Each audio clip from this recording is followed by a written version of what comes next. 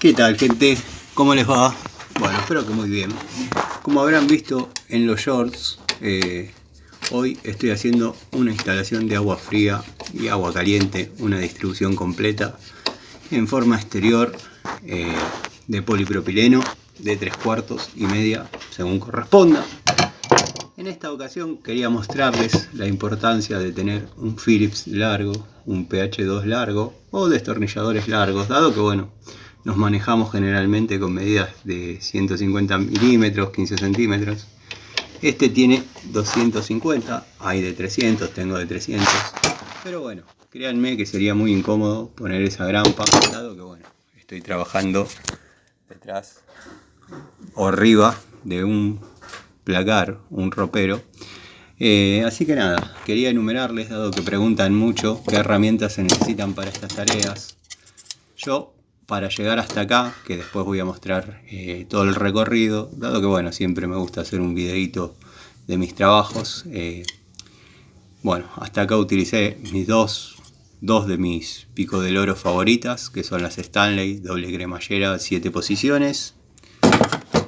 Martillo, el guachín, yo le llamo el guachín. Este martillo está conmigo desde la época del industrial. La verdad que reemplaza muy bien a una masa chiquita. Obviamente la utilicé para hacer los pases de ambiente a ambiente, dado que el recorrido es largo.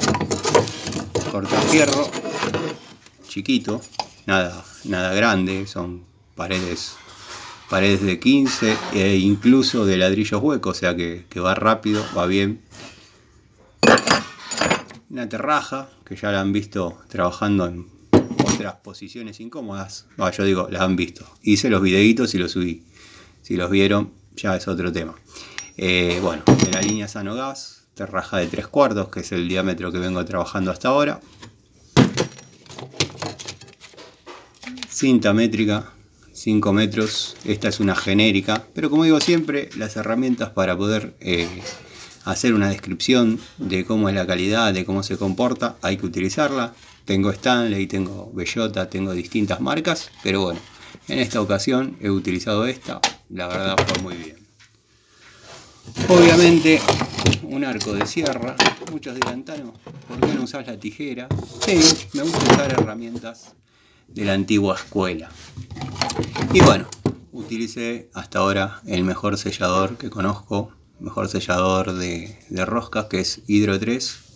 La verdad, muy bueno. La única contra que tiene es esta.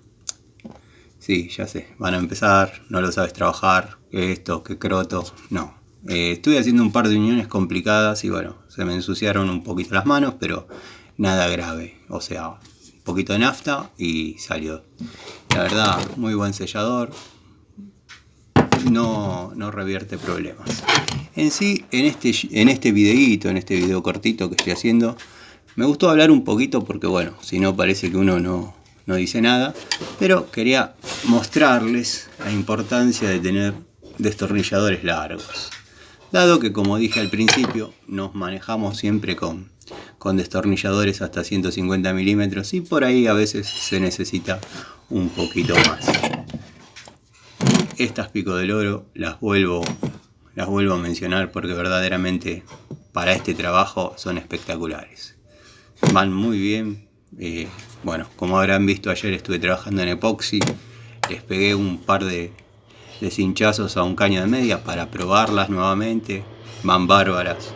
Así que nada, les mando un saludo. En breve voy a subir un videito de recorrido. Tengo que hacer la distribución del baño, que es en media.